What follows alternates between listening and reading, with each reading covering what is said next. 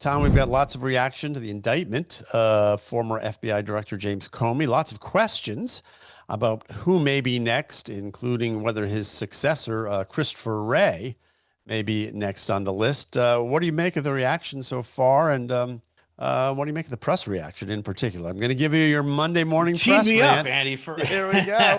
my rant. Trump has singled out Chris Wray, and others have pointed to Chris Wray as someone who might be on a list.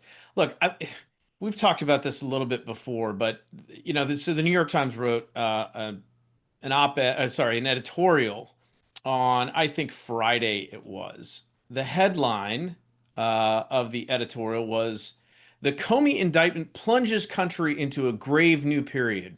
This is all being portrayed as like we've crossed the Rubicon. We've crossed some line here. Trump has crossed some line that we can never go back from, and he's setting precedents, and we're in new territory. Meanwhile, I was like, oh, that's interesting. I wonder how the New York Times editorial board reacted to all of the lawfare against President Trump and his allies over the last 5 years. And so you just go through the archive of editorials, which is very easy to do. And within like 5 minutes, I'd found 5 other editorials, all of them cheering on the prosecution of Donald Trump in every single case that was brought against him, with just these incredible titles. One was, and obviously at the end of the first one that they wrote, is "Donald Trump is not above the law," of course, but also saying that Justice Department investigation was required because of his activity.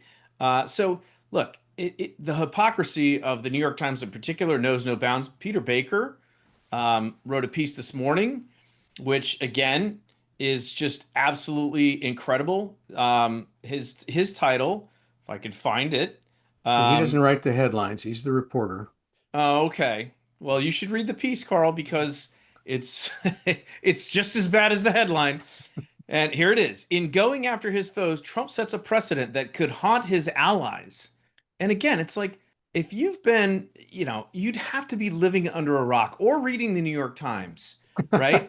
They're probably the least well-informed readers on the planet to not know how Trump and his allies have been gone after for a whole host of things. I mean, we've talked about, Carl mentioned, I think on an earlier show, Roger Stone getting, frog marched out of his house at 5 a.m. with the CNN crew standing there waiting. 6 a.m. 6 a.m. I'm sorry. And, all of these other. Well, Peter Navarro went to prison. Steve Bannon went to prison. Peter Navarro, Steve Bannon. There's a list, actually. People have compiled a list. There's like Paul Manafort 15 or 20, people in the Trump administration that were prosecuted under the previous administration. So it's disingenuous. And I think it's, although it's not surprising, it's par for the course. That's unfortunately where the media is these days. All right. There's State the of journalism. It's only Monday. We've only had one rant. Disagree, Carl? Yeah. Tell me I'm wrong. Defend the fourth estate. I can't really in this instance because this lawfare, it didn't start with Trump.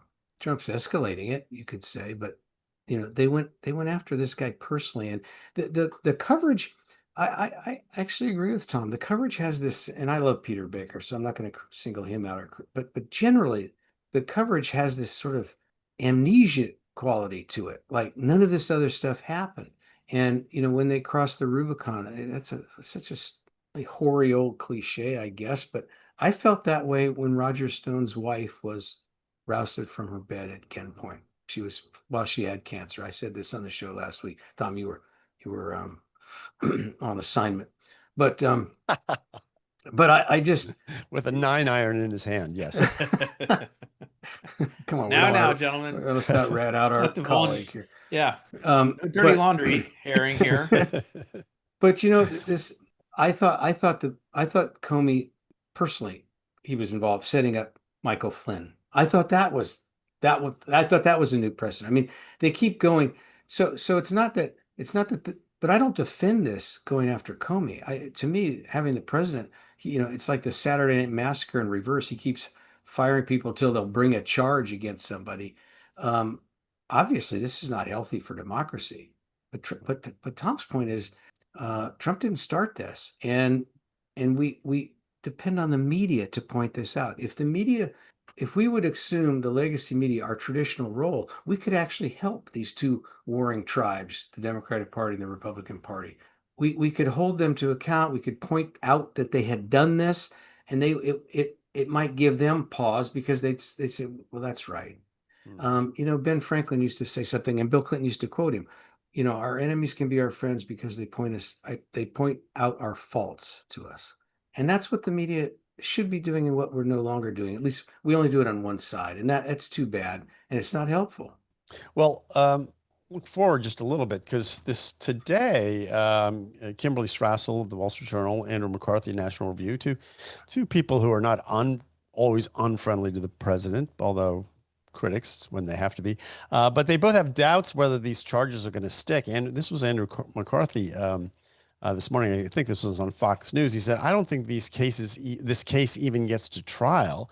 This case is not about Russiagate and all the abuse. It's about, can they prove the charges in the four corners of the indictment, and they can't."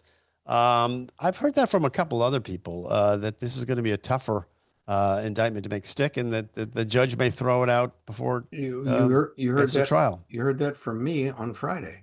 Yeah. I was gonna say that's the question I actually asked Richard Porter in our interview last week.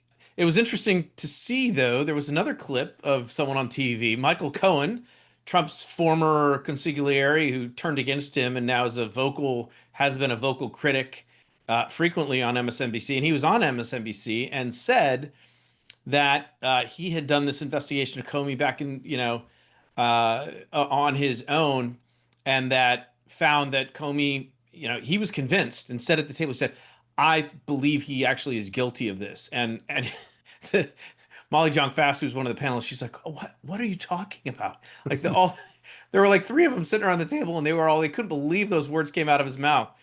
But Michael Cohen, for what it's worth, and he's not a lawyer. Well, he actually is. Is he a lawyer? I think he might be a lawyer. Michael Cohen? Yeah. He was Trump's lawyer. Yeah, he was. I thought he was just his enforcer, but he's a lawyer. There's a difference between the two. And so is Comey. But well, he thinks he's guilty. So for what it's worth. Here's the thing, but Comey was pretty cagey when he got to the really important thing. Did you know that this Crossfire Hurricane was a Clinton campaign op? He said, I don't remember. I don't recall that. So he was trying not to lie. He knew he was under oath. He knew that not everybody was going to be on his side. But the question before, my guess is this won't come to trial. I don't think you're going to have a president of the United States pressuring people publicly to prosecute you, a private citizen by name, and then have that private. I just think the judges will throw it out. But if it goes to trial, there's always a chance Comey he'll have that he'll be supercilious and arrogant, and he'll offend the jury. That's always a possibility with that guy. Well, but as I said, again last week, if this goes to trial and Trump loses, it's going to make things worse. I mean, he'll get another book deal out of it. Yeah, yeah. He'll get him another $1 million. Absolutely. He's got to go on the Jimmy Kimmel show. That's what I think's got to happen. That won't be the For trifecta sure. right there. Yes. Anyway.